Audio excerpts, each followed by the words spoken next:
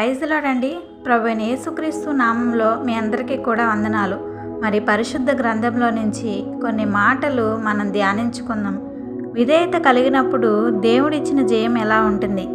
ఇర్మియా గ్రంథం 42వ అధ్యాయం 6వ వచనం మనం చూస్తే, మాకు మేలు కలుగునట్లు మేము మన దేవుడైన యెహోవా మాట వినిన వారమై, అది మేలుకే కానీ కీడుకే కానీ మేము ఆయన యొద్దకు నిన్ను పంపు విషయంలో మన దేవుడైన యెహోవా సెలవిచ్చిన మాటకు విధేయులమగుదుము. ఆమేన్.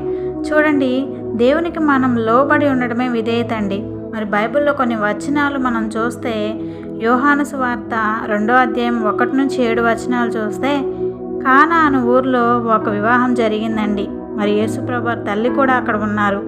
అలాగే మరి యేసును ఆయన శిష్యులను కూడా ఆ వివాహానికి పిలిచారు.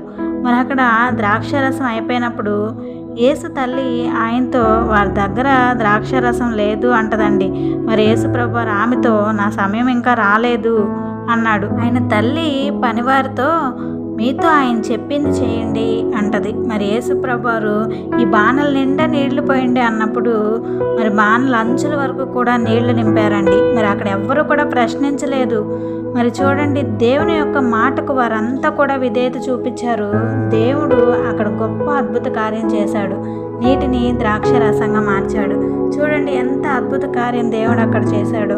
మరి అలాగే యోహాను సువార్త 21వ అధ్యాయం 6వ వచనంలో కూడా మనం చూస్తే, పేతురు రాత్రంతా కూడా చేపలు పడతాడండి, కానీ ఒక్క చేప కూడా పడదు. మరి రాత్రంతా కూడా ప్రయాసపడతాడు, కానీ ప్రయోజనం దొరకలేదు. మరి యేసుప్రభు వారు కుడి ప్రక్కన వల వేయమనగానే వల వేశారు. దేవుని మాటకు మరి వారు విధేయత చూపించారు. వల నిండా చేపలు పడ్డాయండి, వల లాగలేకపోయారు. చూడండి, దేవుని మాటకే కాదు, మరి దైవజనుని మాటకు కూడా విధేయత చూపించాలి. దేవుని మనల్ని సృష్టించిన సృష్టికర్త అయితే, సంఘ కాపర్లు దేవుని మార్గంలోకి మనల్ని నడిపించేవారండి.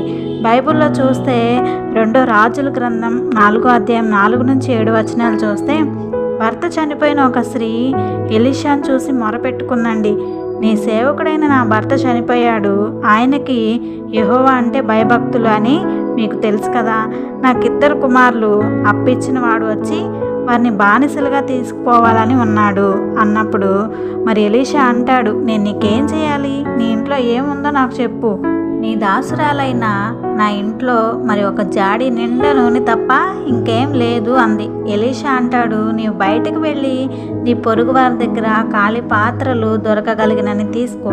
నీవు నీ కొడుకులతో పాటు ఇంట్లోకి వెళ్ళి తలుపులు మూసి పాత్రలన్నిటిలో కూడా నూనె పోయండి, నిండిన వాటిని పక్కన పెట్టండి అన్నాడు. మరి దైవజనుని మాట ప్రకారం చేసిందండి. దైవజనుని మాటకు విధేయత చూపింది. పాత్రలన్నీ కూడా నిండిపోయాయి. మరి దైవజనుడి ద్వారా దేవుడు ఎంతో గొప్ప కార్యం అక్కడ చేశాడు. దేవుడు చెప్పిన పని వెంటనే లోబడి చేయడమేనండి విధేయత. ఈరోజు నీ జీవితంలో నీకున్న శ్రమలే కానీ, సమస్యల వల్ల నీ జీవితం అంతా శూన్యంగా అయిపోయిందేమో. దేవునికి విధేయత చూపించు.